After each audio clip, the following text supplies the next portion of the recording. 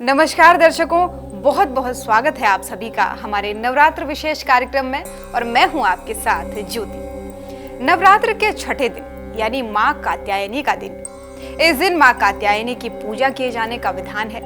वही मां कात्यायनी को देवी दुर्गा का छठा रूप माना गया है और पौराणिक मान्यताओं के अनुसार देवी कात्यायनी को ऋषि की पुत्री होने के कारण कात्यायनी नाम मिला था।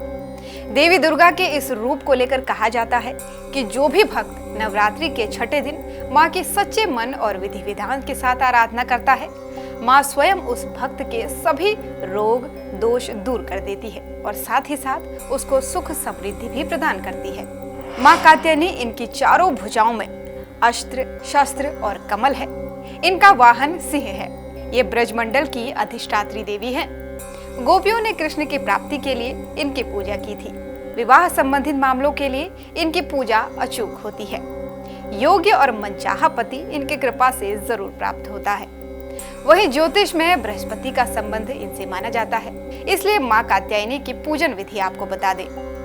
मां कात्यायनी का पूजन पीले रंग से करना चाहिए। सबसे पहले मां कात्यायनी की पूजा से पहले कलश देवता अर्थात भगवान गणेश का विधिवत तरीके से पूजन करें। फिर भगवान गणेश को फूल, अक्षत, रोली, चंदन अर्पित कर उन्हें दूध, दही, शर्करा, घृत और मधु से स्नान कराएं। देवी को अर्पित किए जाने वाले प्रसाद को पहले भगवान गणेश को भी भोग लगाएं और प्रसाद के पश्चात आचमन और फिर पान और सुपारी भेंट करें। फिर कलश देवता का पूजन करने के बाद नवग्रह, 10 दिक्पाल, नगर देवता, ग्राम देवता की पूजा भी करें। इन सब की पूजा करने के बाद से ही मां कात्यायनी की पूजा शुरू की जाती है। इसके लिए सबसे पहले अपने हाथ में एक फूल लेकर मां कात्यायनी का ध्यान करें। इसके बाद से मां कात्यायनी का पंचोपचार पूजन कर उन्हें लाल फूल, अक्षत, कुमकुम और सिंदूर अर्पित करें।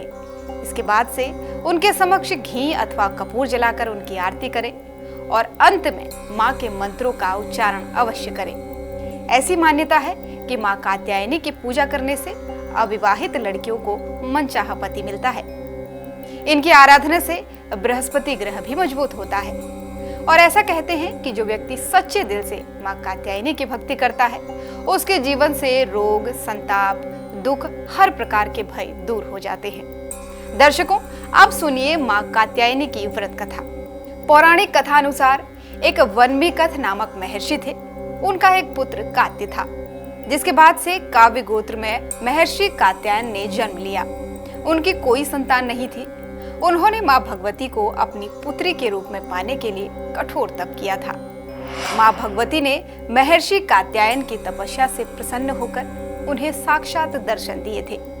तब कात्यायन ऋषि ने माता को अपनी मनसा बताई और इस पर देवी भगवती ने वचन दिया कि वो उनके घर में पुत्री के रूप में जन्म अवश्य लेंगी।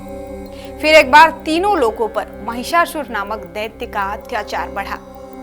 देवी और देवता उसके कृत्य से परेशान हो गए और उसी समय ब्रह्मा, विष्णु और भगवान शिव के प्रभाव से माता का महर्षि कात्यायन के घर में जन्म हुआ। इसलिए मां के इस स्वरूप को कात्यायनी के नाम से जाना जाता है।